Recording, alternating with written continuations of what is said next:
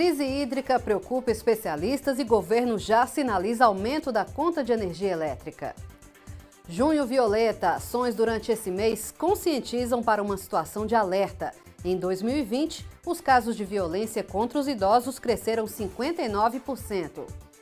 Pesquisadores da UESC analisam o efeito da pandemia para a saúde mental da população. As belezas naturais da Chapada Diamantina, que atraem turistas e movimentam a economia da região. Sexta-feira, 25 de junho, o UESB Notícias está começando.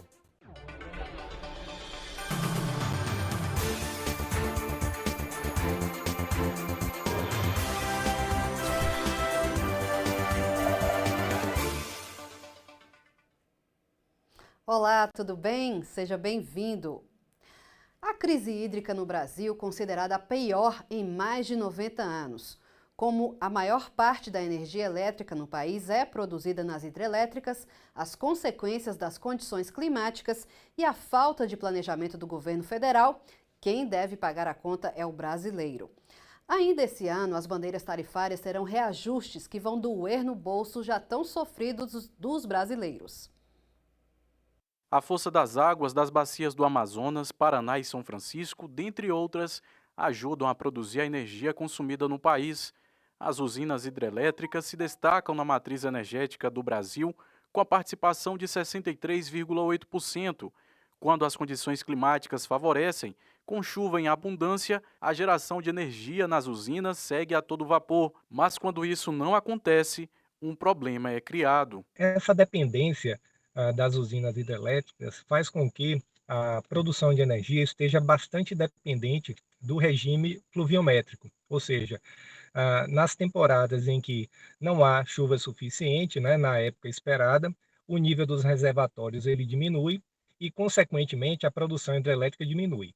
Para suprir essa demanda, né, essa ausência da fonte hidrelétrica, as termoelétricas elas são acionadas. Tá? Além do prejuízo que existe do ponto de vista ambiental, a energia produzida na termoelétrica é mais cara. E aí acaba que o regime tarifário muda e, consequentemente, o consumidor paga mais caro. Segundo o governo federal, o Brasil enfrenta a pior estiagem dos últimos 91 anos.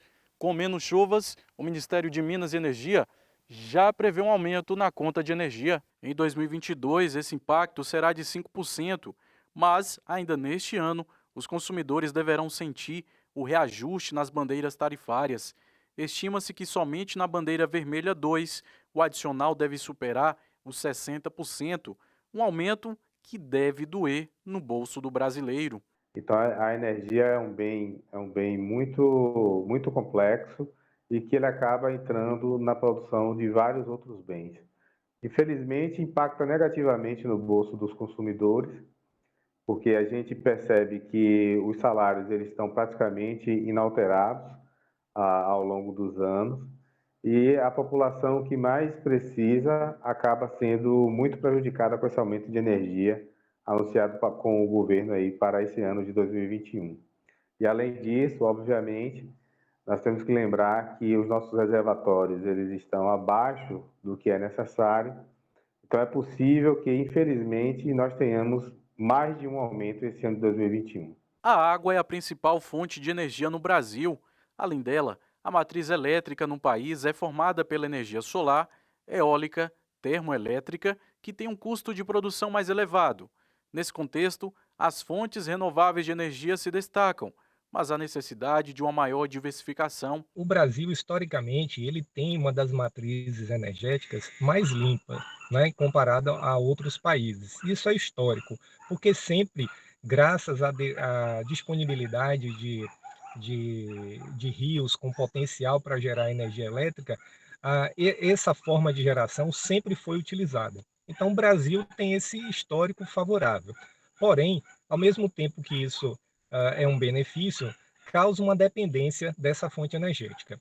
Então, o caminho, naturalmente, é a diversificação da matriz elétrica, aumentando a participação de outras fontes, de preferência, naturalmente, fontes renováveis. A questão do apagão, a gente ainda está um pouco distante dessa realidade, mas é bom a gente começar a se preocupar desde agora, porque essa dependência da sazonalidade das chuvas, né, causa uma certa insegurança em relação ao futuro. E vamos conferir como estão os números da Covid em Vitória da Conquista e região. Em Vitória da Conquista, os casos confirmados são 31.715, casos ativos 632, recuperados 30.549 e são 534 óbitos em Vitória da Conquista. A ocupação de leitos de UTI está 90% de ocupação, 70 leitos estão ocupados. Leitos clínicos estão em 44,9% de ocupação, 78 leitos ocupados em Vitória da Conquista. Vamos conferir o painel na Covid-19 em Jequié. 16.358 casos confirmados em 24 horas 62. São 583 casos ativos, 15.435 recuperados e 340 óbitos em Jequié. Os leitos de UTI estão em 93% de ocupação, são 29 leitos ocupados, e os leitos clínicos estão em 97% de ocupação, com 58 leitos. Nós vamos conferir os números da Covid agora em Itapetinga. São 4.855 casos confirmados, 86 estão ativos, 4.644 estão recuperados e são 125 óbitos. Nós não tivemos agora, os pacientes eles vão para outros municípios, de Itapetinga.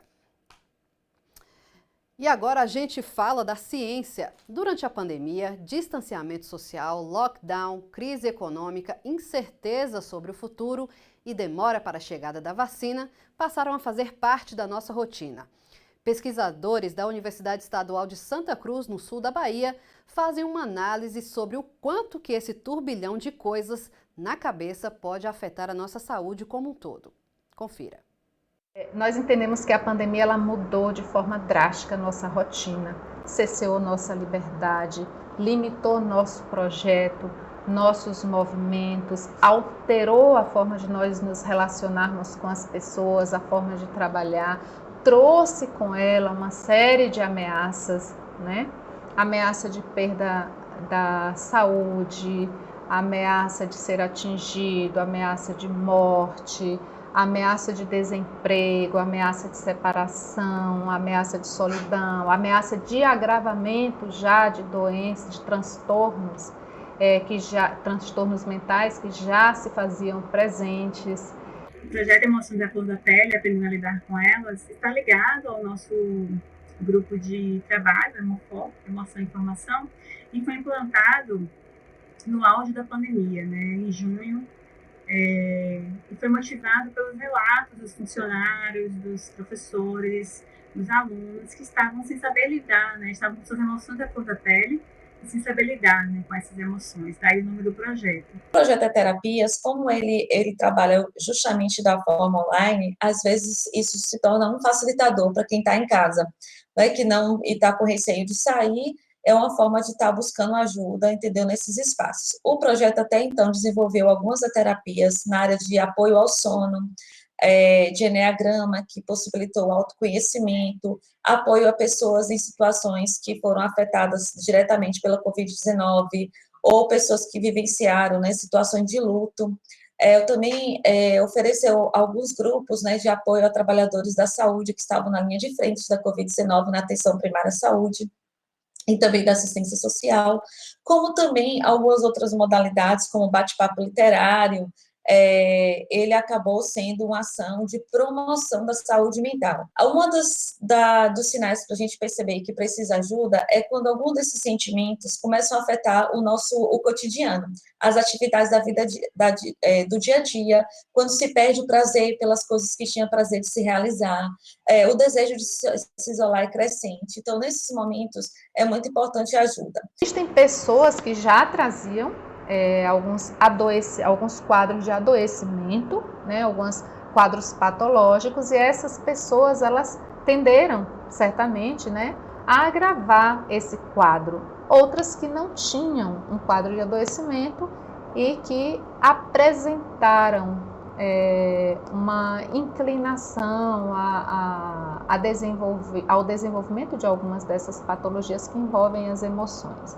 Outras conseguiram e têm conseguido lidar com isso de forma proativa, se protegendo, mas tentando manter mais ou menos o seu ânimo. O projeto ele conta com a parceria da Secretaria de Saúde dos municípios de Ilhéus e Itabuna e também do Núcleo Regional Sul do Estado da Bahia e também da Universidade de Brasília. A gente tem uma equipe composta por mais de 40 profissionais da área de saúde mental de diferentes formações, terapeutas ocupacionais, psicólogos, enfermeiros, psiquiatra e o projeto fisioterapeuta.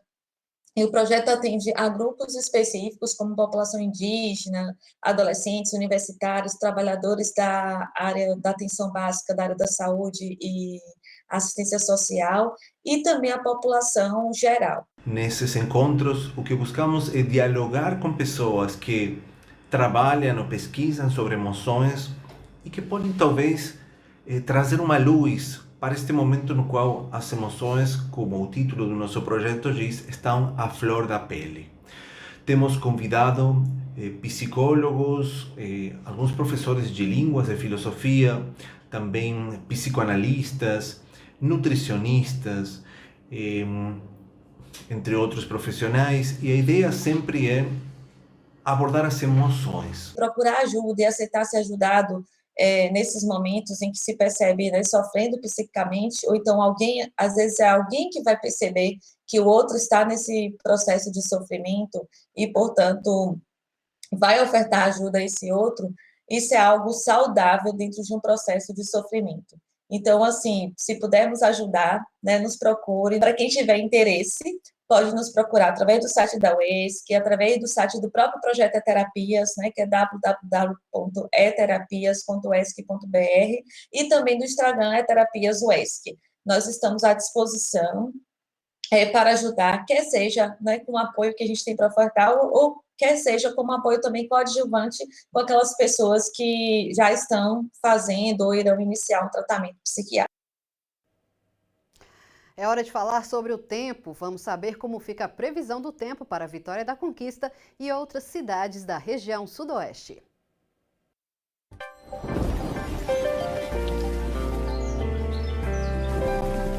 Sol entre nuvens e não tem possibilidade de chuva nesta sexta-feira em Vitória da Conquista. A temperatura mínima é de 12 graus e a máxima de 23 graus. Tempo nublado com possibilidade de chuva fraca neste sábado. As temperaturas variam entre 12 e 21 graus. Já no domingo, céu aberto durante a manhã e à tarde o sol aparece com poucas nuvens. A temperatura mínima prevista é de 14 e a máxima de 23 graus. Vamos conferir agora a previsão para outras cidades da região sudoeste. Na cidade de Itapetinga, o tempo segue parcialmente nublado durante todo o dia. A temperatura mínima prevista é de 16 graus e a máxima de 27 graus. Céu aberto em Jequié, as temperaturas oscilam entre 16 e 28 graus. Em Barra do Choça, tempo parcialmente nublado. Os termômetros variam entre 12 e 23 graus. Daqui a pouco você confere aqui no UESB Notícias informações sobre o Junho Violeta, o mês da conscientização contra a violência sofrida por idosos, e o ecoturismo na Chapada Diamantina. É um instante só.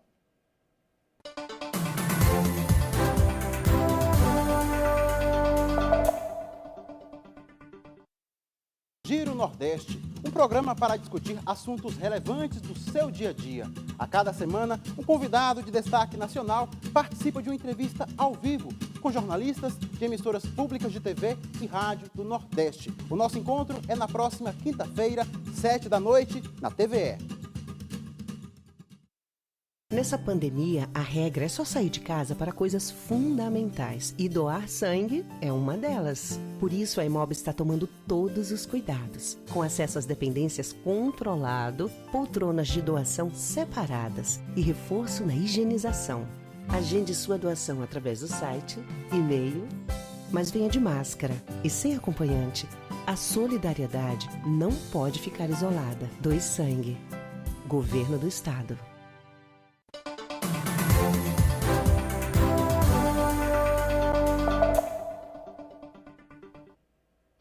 O ESB Notícias está de volta e a gente fala de uma situação de alerta.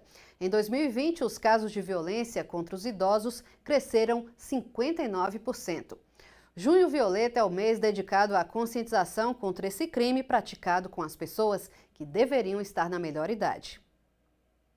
Segundo dados do IBGE, divulgado no ano de 2019, o Brasil possui uma população de 32,9 milhões de idosos.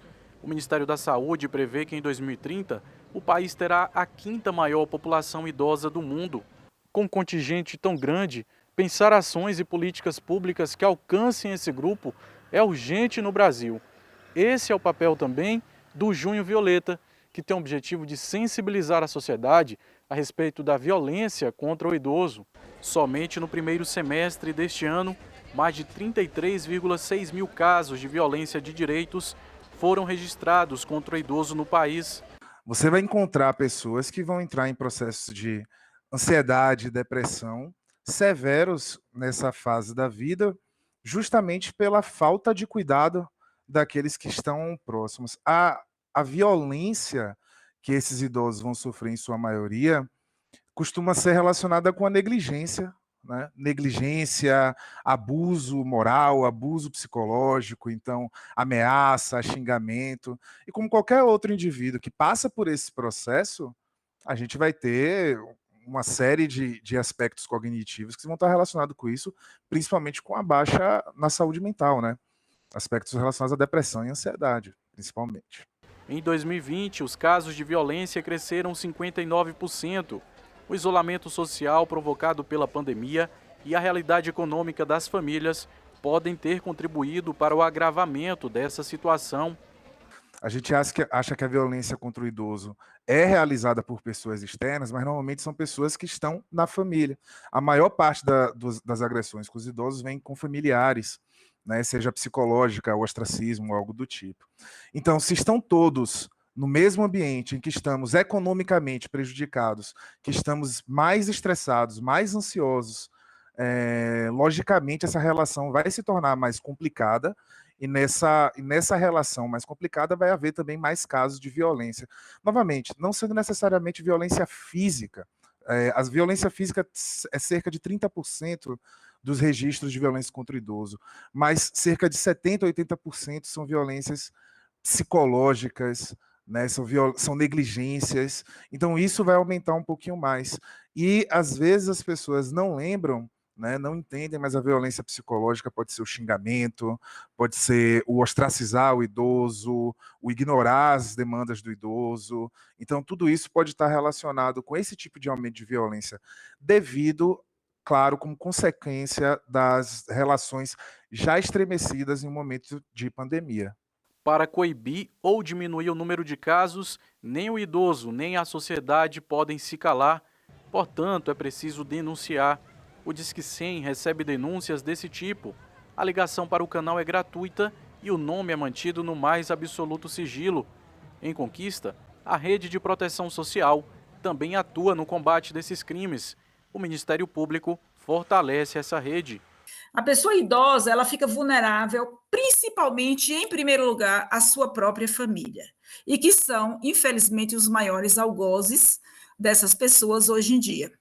A gente não se assusta quando a gente pega várias questões envolvendo a violência patrimonial, principalmente a patrimonial, a moral, até mesmo a violência física, partindo dos familiares do próprio idoso. E hoje nós sabemos que muitas pessoas, né, da própria família do idoso utilizam o benefício do idoso em seu favor, né? E isso a gente sabe que é um crime, está previsto no Estatuto do Idoso. É um crime punido também com detenção e que a gente, da promotoria, tem a obrigação de fazer a devida punição. Além do Ministério Público, o Centro de Referência Especializado de Assistência Social, o CREAS, também recebe notificações e atua no atendimento dos idosos vítimas de violência. As principais notificações em relação à violência contra o idoso é a situação de negligência, é o que mais predomina, E geralmente esse tipo de violência perpassa também a violência psicológica, né? E é importante esclarecermos também que a maioria desse direito violado, ele está dentro da violência intrafamiliar. Quando a violência ocorre dentro do âmbito da família, né? No qual que a família, o sinônimo de família é ofertar o cuidado, né? Ofertar os cuidados básicos como alimentação, acompanhamento médico, né? Fazer com que a pessoa idosa ela tenha um convívio social saudável, alimentação saudável, dentre outras questões. O Estatuto do Idoso prevê como crime a conduta de colocar em risco a vida ou a saúde do idoso, através de condições degradantes ou privação de alimentos. A pena é prevista de 2 meses a 1 ano de detenção e multa. Se o resultado do crime for lesão corporal grave, a pena aumenta para 1 a 4 anos de reclusão. Se a violência resultar em morte, a pena é de 4 a 12 anos de reclusão. Havendo lesões corporais, qualquer crime contra o idoso, né, maus tratos, a gente encaminha o caso para a delegacia de polícia, se tivesse aqui a específica, mas nós não temos, nós temos uma delegacia da mulher que também cuida das questões do idoso. A gente encaminha para que seja feita a devida apuração dos fatos e aqui a gente recebe o inquérito policial para ofertar a denúncia contra a pessoa que não é um idoso, geralmente uma pessoa adulta, geralmente da família, que pratica o crime contra o idoso. E mais uma novidade passa a integrar a grade da programação da UESB-FM. Na próxima segunda-feira, às 18h30, a música Emergente de Vitória da Conquista será transmitida para toda a Bahia em parceria com a Educadora FM de Salvador. É o especial das 6. Você sintoniza para curtir junto comigo 97,5 em Vitória da Conquista, 106,1 em Jequié. Eu espero vocês. Trilhas na natureza, cachoeiras de tirar o fôlego e paisagens para contemplar e recarregar as baterias. Tudo isso bem perto daqui, na Chapada Diamantina. O repórter Gabriel Pires e o cinegrafista Paulo Khaled estiveram por lá e trazem um pouco dessa beleza para a gente encerrar essa edição de hoje. Somente através de caminhadas se chega aos mais belos cenários da Chapada Diamantina, o que faz da região um dos paraísos naturais mais procurados do Brasil. Todo esse espetáculo natural fica dentro do Parque Nacional da Chapada Diamantina, criado em 1985 com o objetivo de preservar as belezas naturais, as inúmeras nascentes e principalmente um banco genético fundamental para pesquisas e conservação da biodiversidade. Nos 38 mil quilômetros quadrados do parque, já foram catalogadas mais de 200 espécies vegetais e animais. A variedade biológica abrange 24 municípios baianos, dentre eles Mucugê. Receber pessoas é uma das principais vocações de Mucugê. O ecoturismo está entre as principais atividades econômicas da cidade. As pessoas vêm ao município em busca de paisagens da Chapada, como essa na Cachoeira da Piabinha. A queda d'água tem uma coloração forte, de cor vermelha. Na caminhada até o local, encontramos o casal Jorge e Fernanda, professores da cidade de Maceió, no Alagoas.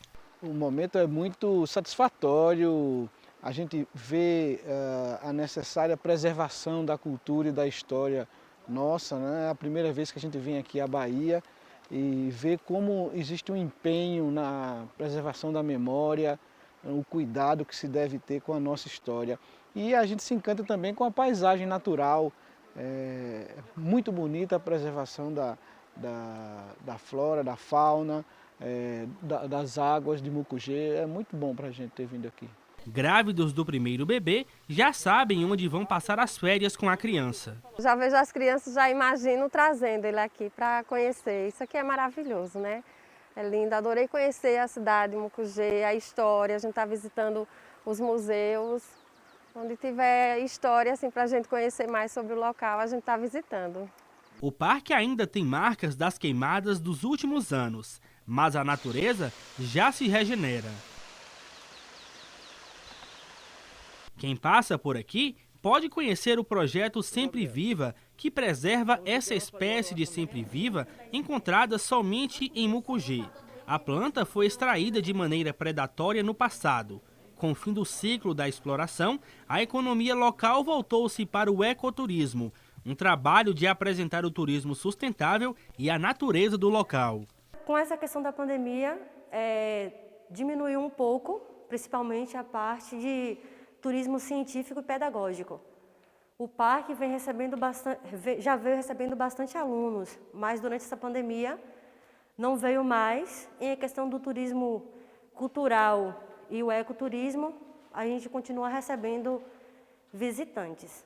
Nas rochas da Chapada também estão marcadas histórias de antigos trabalhadores que buscaram aqui a sua sobrevivência na exploração mineral do diamante. O comércio do produto declinou, a exploração foi proibida e no Museu Vivo do Garimpo estão guardados registros de homens e mulheres que trabalharam nessa época que durou mais de 100 anos. Essa estrutura que é o Museu Vivo do Garimpo, no passado foi uma antiga toca de garimpeiro, no qual a Prefeitura Municipal de Mucugê fez o processo de restauração para comportar dentro dessa estrutura um acervo ligado à mineração de diamantes. O museu difunde a importância que foi o garimpo na Chapada, a importância que foi o ciclo do diamante na Chapada. É um ciclo que repercutiu mundialmente, né, e nos projetou no mercado internacional. Todos os anos, a Chapada recebe milhares de visitantes. É o caso dessa família conquistense que pela primeira vez conheceu essa paisagem natural. Na verdade, a Chapada ela transporta a gente, né, para um outro tempo. Então isso é muito importante em nossa cultura, né? E diante de uma pandemia dessa, é um respirar para a gente vir num local como esse, né? Então assim, eu já conheci a região de Lençóis ali, vim quando estudava ainda na UESB, e aí retornei agora já com a família. Então está sendo muito bom aqui para a gente. Atração pela natureza que também fisgou essa família de Salvador. A curiosidade, né, da beleza local, e num momento como esse que a gente não está podendo fazer muitas viagens, né?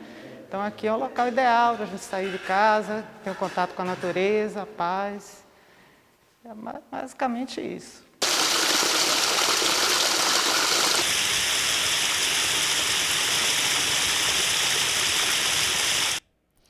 E é com vontade de fazer essa viagem que a gente encerra essa edição do UESB Notícias. Você pode rever todos os nossos telejornais no nosso canal do YouTube. Obrigada pela companhia, um ótimo final de semana, se cuide, use máscara, vacina sim. Até!